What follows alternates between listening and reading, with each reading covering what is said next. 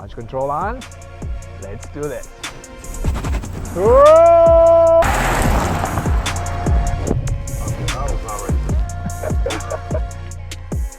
Hello everyone and welcome back to the BMW Blog YouTube channel. As you've seen right here, I have the BMW iX M60, and today's video I'm going to tell you what it means to daily drive the car, and also I'm going to tell you a story about the BMW iX. Later on, we're going to go charge the car. We're going to talk about the charging capabilities of the car, and I'm going to hop inside and show you the space, especially when you have two car seats with you. But before we do all of that, let me tell you the story of the BMW iX project. So it was 2017 when the BMW board members decided they need to have a mid-size electric crossover somewhere at the higher end of the SUV lineup. And this is the BMW i20 project, or the iX. But why the iX name? Reading a book recently on BMW design, I learned that BMW was looking at some other naming conventions. Maybe they should have named this car the iX5 or maybe the X8 or iX8, because the iX badge doesn't really have the weight of the regular X3, X5, X6 or even X7 badges. And I think that's the main problem with the BMW iX, because overall this is a fantastic product. It's the only electric BMW today built on a bespoke platform, which comes with a lot of advantages, but it's really the badge that doesn't have the weight of the X5, for example. Of course, they probably couldn't name the iX the iX5 because they have an iX5 hydrogen. They're going to have an iX5 electric car in 2025, 2026. So of course they needed to come up with a different name, and that's the iX. And maybe that's one of the reasons why the iX doesn't have the popularity that maybe BMW expected. Even daily driving in Chicago, a lot of people stop me and ask me, what's this car? Is it a BMW? What BMW is it? Because I see it's like an X5 size and all of that. But I have to sit down and explain to them, it is similar to the X5, but it's all electric. And they still ask me, but is it an X5? I'm like, no, it's a BMW iX. It's a brand new car, an even better platform in my opinion, but it's not the X5. And I think that's one of the reasons why the BMW iX badge is maybe not as popular as other BMW badges today. So that's a little bit of the background story on the BMW iX. With that being said, I'm going to hop inside right now. We're going to talk about the space inside the car because it's quite important. I'm going to point out some things that I like and I don't like about the car. And then I'm going to hop in the back seat and I'm going to show you what it looks like when you have two car seats. Maybe even try out the middle seat to see if you can have an extra person in there as you drive the car with two kids. So with that being said, let's go take a look. So this is the interior design of the BMW iX M60. I'm not going to cover all the design features because I've talked about them in my previous video, and I'm going to leave a link in the description below.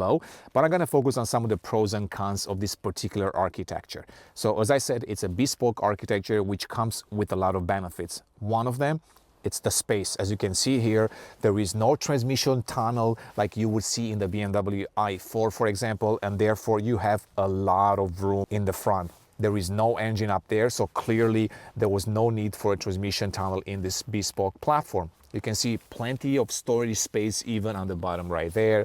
And then of course, even though I'm quite tall and I can go with the seat even further back, there is a lot of room for the driver. I'm about 6'3" tall, and you can see how much room I have. Same thing for the passenger side.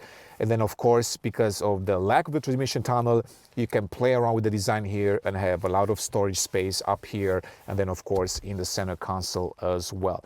So that's one of the pros of this particular bespoke platform.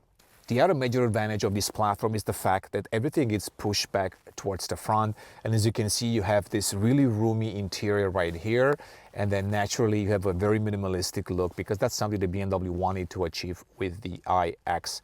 Of course, the floating screen, you've seen it before. It's not everyone's cup of tea, but we're not going to focus on that. I've talked about that in the previous video. Now, let me point out some of the things that I don't like about the BMW iX. For starters, the cup holder placement, it's a little bit awkward because it's all the way on the bottom here. And as you can see, I have to lean to the left in order to be able to reach with my hand and grab the beverage. So honestly, I wish BMW would have rethought this whole thing here because it's just not ideal in order to reach for your drink, especially if you want to reach for a second drink there. It's just not easy. It just looks weird even trying to do it, let alone the ergonomics of it are just all over the place. Secondly, this floating center console looks cool at a first glance. Of course, you have all these crystals on the wood, which makes it look extremely premium. but it just takes away from the additional storage space that you could have had underneath here. As you can see, you have the wireless charging right there, which is nice, even though I don't really use it. That would have been nice if you had an additional cubby here maybe, where you can store things to be even more practical as an SUV should be. Of course, you do have a very generous in size storage space right here, but honestly, I just wish they would have rethought this whole floating thing and make it a little bit more practical and usable like an SUV should be. So that's one of the quirky things on the BMW iX that I'm not a fan of. The second one, as I said earlier, I'm 6'3" tall, that's about 1.9 meters tall, and the seats are just a little bit too short for me. Granted, I am on the taller side of things. I'm not your average male, basically. But even with that, I wish BMW offered these seats with a retractable thigh support. But honestly, if I drive over long distances, it's not ideal not having this thigh support, and my legs tend to get a little bit more tired than they should. So I'm hoping that when they do a facelift on the car, they will rethink all this seating position, or maybe they will offer either a bigger seat, a longer seat, or maybe they will offer their typical thigh support extender that you see in other products as well. Of course, it doesn't apply to everyone. Probably the average male and female are a lot shorter than I am, but that's just my experience with the car as I was driving in Chicago. Speaking of height, of course, as I said, I'm tall, so I don't have that issue, but if you're on the smaller side, you might have an issue hitting your head on this particular speaker right there. While the car comes with 32 speakers, which are absolutely amazing, this one, if you're on the shorter side, have a feeling that you might be hitting your head in there a little bit more than you would like. Of course, you can adjust the seat and maybe avoid that, but that's one thing that I've noticed with somebody that was on the right side, was on the smaller side, and she was constantly hitting her head in that particular speaker right there. This next item could fall under a pro or a con, depends how you look at it. But in my case, it's a pro, because even though some people don't like the hexagonal shape of the steering wheel, of course it does look a little bit weird.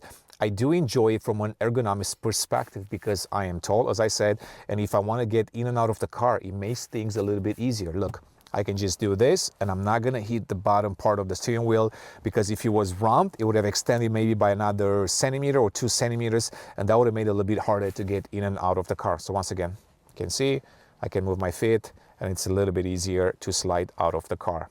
So those are some of the pros and cons of the BMW iX M60. Of course, they might matter more to some of you. In my case, they're just little annoyances, and they really don't impact the daily driving situation of the BMW iX. With that being said, I'm gonna hop in the back seat right now because I wanna show you what it looks like when you have two big car seats, and we're gonna test out to see if I can fit in between these car seats in case we wanna go for a long road trip. So let's go take a look. All right, so here I am, back seat. Two big car seats. This is an infant car seat. It's by a brand called Clack. That's a toddler car seat by a brand called Britex. And as you can see, they're really big car seats. I mean, you can go smaller in size. Of course, for safety reasons, I wanted to go with these particular two brands. But of course, that's gonna make things a little bit tighter in the back seat. This is still a 2+3 type of car. And as you can see, even though it's doable, I don't think I'm gonna be able to go for a very, very long road drive and comfortably sit in here. The one major advantage, once again, of the BMW iX, it's the fact that there is no transmission tunnel. I keep coming back to this because I have a BMW i4 at home, and there is absolutely no way I will be able to fit in between the two car seats in that car.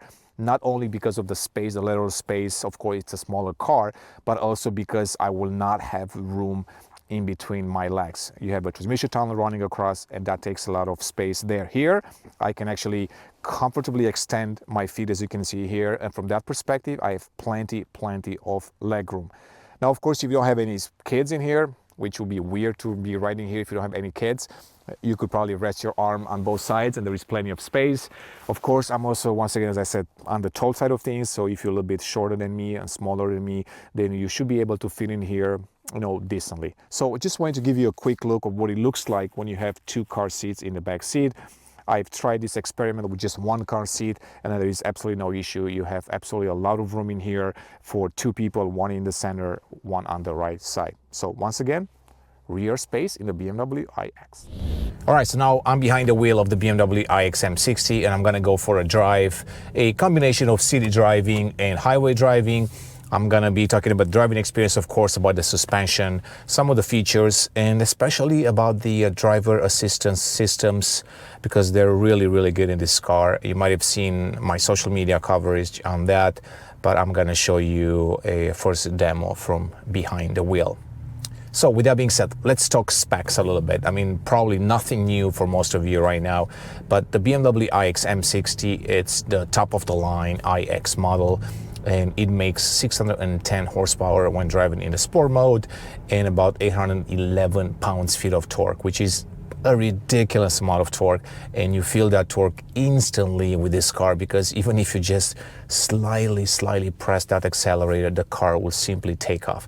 It does 0 to 60 in about 3.2 seconds. So let's talk a little bit about the car as being a daily driver, because I have over 1,000 miles right now on the odometer, and I've had a chance to drive the iX both in city centers and also on highway, and even during a couple of long road trips. All right, so let's kick it off with city driving, because I'm in stop and go traffic, and that's gonna make things a little bit easier for me to tell you more about the driving experience with such a large car. First off, I'm actually in the B1 pedal mode, because I wanna make sure that I'm regenerating the max that I can from the car. We're gonna be talking about that as I drive today. First off, this is a very large car. So it measures about almost 2 inches longer than a BMW X5. It's about 1.1 inches wider, so slightly bigger than the X5, so clearly that's still a quite big car. When it comes to the weight, 5,700 pounds. I mean, this is a heavy car. Of course, it's an electric car. It has a very large battery pack and 2 electric motors as well. If there is one feature of BMW iX which I absolutely recommend, then it has to be the rear axle steering. It makes driving in the city centers a lot easier. You can maneuver the car a lot easier, and it's absolutely a feature that I recommend. Even parking the car, it will make your life a lot easier. All right, so let's give it a try. So full lock. As you can see, quite good actually. Not bad at all. I'm driving in Chicago today, so of course there is a lot of traffic, as you can see right now, bumper to bumper, but that's okay, because this gives me the option also to test some of the brake regeneration modes. Right now I'm on the actually B mode. I mean the B mode, which is the one pedal feel. I like to drive in this mode, especially because I got used to it from the BMW i3, but I also at the same time I want to recoup as much energy as I can into the battery. Of course, stop and go traffic will help quite a bit with that. Now, if you drive on the highway, of course, you can go back into the D mode and let the car use the adaptive mode for you to pick and choose whenever to use coasting mode or braking for you to put some electrons back into the battery pack. Speaking of the battery pack, it's got a battery pack with a usable capacity of about 101 kilowatt hours, which gives the car a range of about 274 miles with 22-inch wheels. Of course, it's winter almost in Chicago. It's actually warm today, but the last few days has been quite cold, and of course the range will take a hit when it comes to that. The goal is that in the next few weeks, when the real cold really hits Chicago and maybe some snow, I'm gonna do a winter test range, and then we'll have an idea, because we have a baseline right now, and then we'll have an idea how much range you're actually losing in the winter. It's 51 degrees outside, so of course I don't really have to use the AC or the heating component, and that's going to increase the range just a little bit. Right now I'm showing 33% with about 100 miles to go. The goal today also is to really run down the battery to about 10%, because I want to do a fast charging test from 10 to 80% and see what has changed in the 2024 model, because this particular one has a new charging curve. It was an update that came over the air, and apparently there are quite a few improvements when it comes to the charging times, especially from 10 to 80%. But when I charge the car, I'm going to tell you more about that.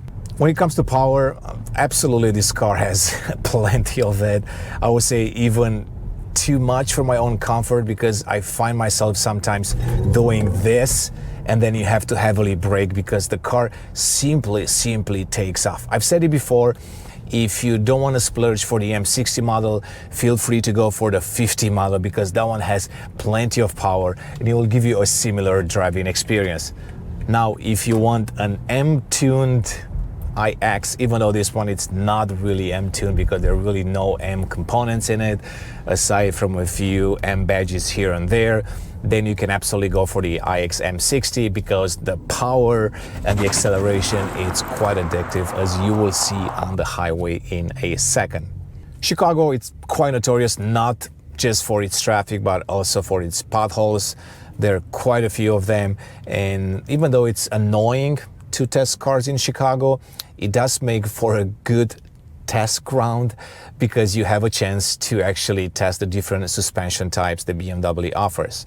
Speaking of that, the BMW iX comes with a 2-axle air suspension, and of course it's been tailored to this car because it's an electric car. It sits a little bit lower, the center of gravity is different, the weight is different compared to any other BMW crossovers. I've talked about this in the past, but I'm gonna say it one more time. When it comes to the air suspension, it's absolutely fantastic in the BMW iX. The car simply floats on the road. Maybe you will be able to tell from the video how well the car absorbs the shocks, absorbs the potholes, and it makes for a very comfortable, very lean, very floaty driving experience. I mentioned floaty because this car really floats on the road. It's not your typical BMW X5, let's say, which aims to combine luxury and sportiness in a single package. With the iX, I feel like BMW emphasized luxury and comfort over sportiness, even in the iX M60 model, which does come with a stiffer suspension, even though it's the same suspension hardware as in the iX50. The tuning, it's a little bit different to be a little bit more aggressive. Nonetheless, it's still quite comfortable, quite soft, and as I said, quite floaty on the road. And that's exactly what I want for the BMW iX, because as you might be able to hear right now, it's very quiet inside here. The noise insulation, it's spectacular in the BMW iX. It might be the best I've experienced in a BMW. Maybe the 7 Series beats this by a little bit, but it's absolutely fantastic and it's extremely quiet. So of course you want to combine that quietness with the comfortable aspect of the BMW iX. See acceleration, I barely pressed on that accelerator. You heard the iconic sounds made by Hans Zimmer, renowned Oscar-winning composer. Of course, some people don't like the iconic sounds, and if you don't, that's okay, because you can absolutely go into the iDrive menu and change that. Since we're on the iDrive menu, let's talk about this a little bit, because lately I feel like I've been talking about the iDrive and the operating system 8 and 8.5 quite a bit. So in case you haven't seen my previous videos, I'm going to give you a quick rundown of what I think about this operating system and the large curved display and all of that. I am not a fan. I've said it before, mostly because there are almost no physical buttons and switches right here. Everything has to be controllable through the iDrive menu. If you're not a BMW customer, you might find it cumbersome at first. Even my wife, she just got her i4. She's never used iDrive 8 or 8.5, and it took her quite a bit of time to actually figure out how to adjust the AC controls, how to turn it off, how to do the different adjustments on the heat seating, you know, the heating on the steering wheel, so on and so forth. Of course, I've experienced iDrive 8, you know, since the introduction of the i4 maybe 3 years ago, so I'm quite familiar. And now with the 8.5, things got a little bit easier because they do have a brand new interface, as you can see right here. It's a lot easier to turn it on and off. Of course, you can see it right there, and then you can also adjust the controls in multiple ways. Of course, it mimics the physical layout in previous BMWs. You can see if you want to control the fan speed, you can do it that way. If you want to adjust the temperature, you can do it that way. That's the heat seating component. I can turn it off, and that's the heated steering. I can hold on this and it will completely turn off. Of course, you can adjust the vents individually, and you can do this, or you can simply just leave it in auto and let the car do it for you. So overall, a little bit easier to use than before. Of course, I'm still not a fan because I have to take my ass off the road to adjust the controls. BMW would argue that I can use the voice controls, and that's absolutely fair. I could do that, and the car will actually set a temperature for me. Of course, I can also do this. Hey BMW, I'm hot. I'm lowering the temperature. Or you can do the opposite. Hey BMW, I'm cold. I'm raising the temperature, so it will be more comfortable right away. Let me know if it gets too warm for you.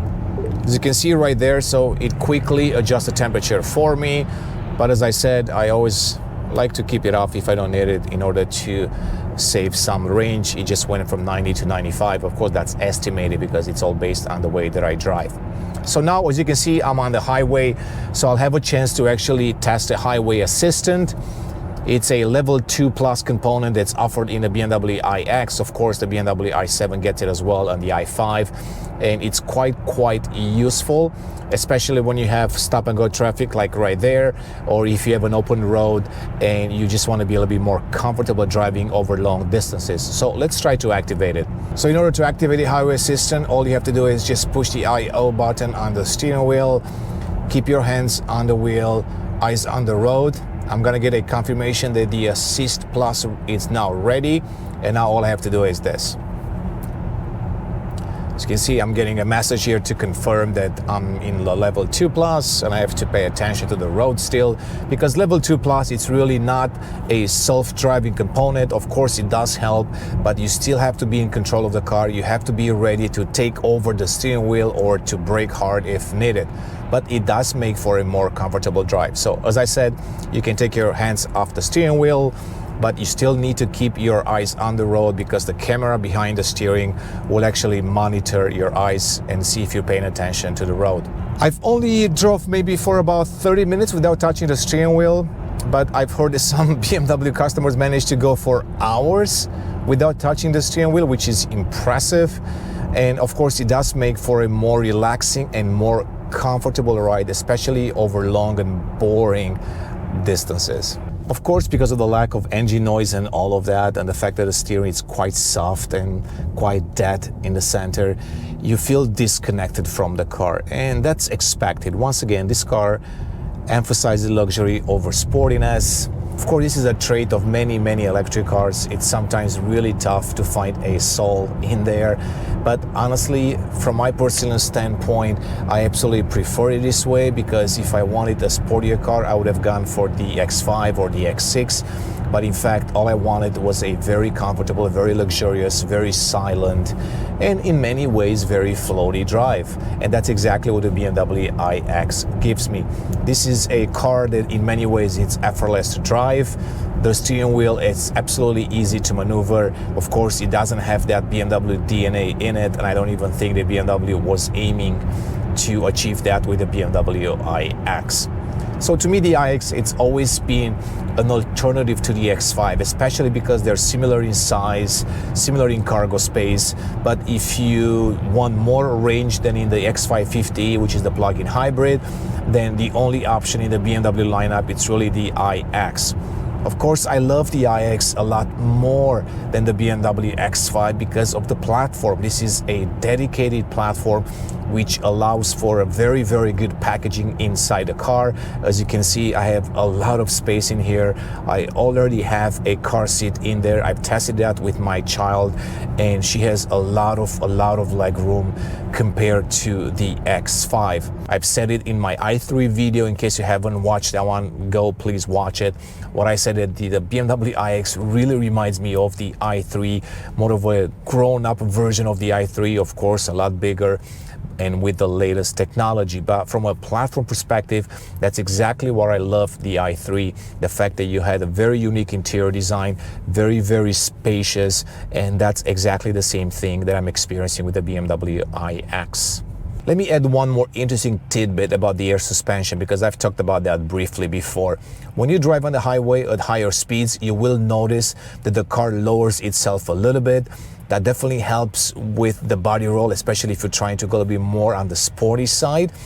But at the same time, you also feel like a little bit more planted on the road, and it doesn't have that very large SUV feel that you might be getting, for example, from the X7. Of course, the BMW iX also comes with different driving modes. You might have seen it before, so let me quickly go over them. You have a personal mode, a sport mode, clearly, an efficient mode, expressive and relaxed. There is also a digital R mode, which is quite interesting, especially at night. But let's focus on the efficient mode for a second, because it comes with a new feature, which is the maximum range mode. Essentially, if I activate this, BMW says that I will be able to get about 30% more range in the iX, and that's achieved through a combination of different things like reducing the top speed, reducing the power of the car, and also reducing the functionality of some of the comfort features like the heated steering wheel or the AC and heating component. The one interesting thing about the efficiency mode, not the one with the active maximum range, it's the fact that BMW designed it in a way that it will not reduce the full power and torque in the regular efficiency mode. So for example, should you need more power, then you don't really need to be in the sport mode or in any other driving modes. It also means that when coasting, which especially on the highway, it's quite useful, the front motor is not used, but comes back should you need it. Of course, the motors in the BMW iX, they're induction motors, one at the front, one in the rear. But what's interesting about the BMW iX, it's the fact that the car chooses when to use the front motor versus the rear motor. So for example, on the highway, in different driving situations, the car might be only using the front motor, while in other situations, which I'm assuming is probably the more spirited driving ones, it will use the rear wheel motor. Naturally, there are plenty of other situations where both motors are being used to deliver that BMW xDrive experience. Now, if you want to go on the sporty side, of course, you can always go back into the sport mode and immediately you will feel the car being a little bit sharper. You're also getting a different iconic sound that's supposed to be sporty, of course, and you're getting that massive power right there. Each mode is customizable. As you can see in the sport mode, you can adjust the drivetrain, the driving dynamics, the steering comfort, the damping, the suspension, and of course a lot more. Let me show you how quickly you can overtake with this car. So here you go. As you can see, the car is absolutely phenomenal when it comes to top speed. Let's talk a little bit about the brake regeneration. So it's not as aggressive as in the BMW i4, that's my first impression, and definitely not as aggressive as in my previous BMW i3. So you are feeling the difference in between the D and the adaptive driving mode and the one pedal feel. But once again, if you want to put the most electrons back into your battery pack, then the B mode will give you the best energy recuperation. Of course, if you don't want to get your passengers car sick or even yourself, then I'll always recommend using the adaptive driving mode. And of course, you have different settings in there as well. So for example, I can go into the driving settings right there, drivetrain and chassis, and I can adjust the energy recovery in the D mode. So I can go adaptive. I can also change it to a high, medium, or low. Or I can simply just do the B mode, and that's going to give me the one pedal feel. So once again, quite a few options, but if you are used to other BMW electric cars, then there is absolutely no difference when it comes to the different settings. In my previous test drive, I actually managed to achieve a little bit over 300 miles. Of course, I was on the highway and I was riding mostly with the maximum range mode on. But I'm assuming even if you're driving in the regular mode and not going over 70 miles per hour, you should be able to achieve a little bit more than the rated 274 miles. I know there are plenty of other magazines that have done some range tests and they all managed to get close to the 300 or even over the 300 miles mark. All right, so let me try to find a charging station and show you another cool feature. So I can go in here, it's gonna search for charging stations in my area. I'm going to try to look for Electrify America because I'm getting a 2-year free plan with the i4 and the iX and the i5 and the i7. So that's always useful. So I found Electrify America 350 kilowatts, which is amazing. So far, none it's open, but hopefully by the time that I get there, one of them will open up. So if I select that and I start the navigation, when I get to the charging station, or before I even get to the charging station, the BMW iX will start to precondition the battery for the optimal charge. So the idea is that before you get there, the battery pack will get to the optimal temperature in order to accept the maximum charge immediately. So that's going to improve a little bit the charging times, especially when it's cold outside. All right, so I'm at 10% right now, waiting for the charging station, Electrify America, 350 kilowatts. The iX can take 195 kilowatts, and my specific model has the latest charging curve, and apparently that's going to charge a little bit quicker than the iX models that don't have it. It's the same charging curve that the i5 and the i7 received it as well. So we'll see if that's going to make a difference or not, and we're going to talk about the graph and the power peak and all of that.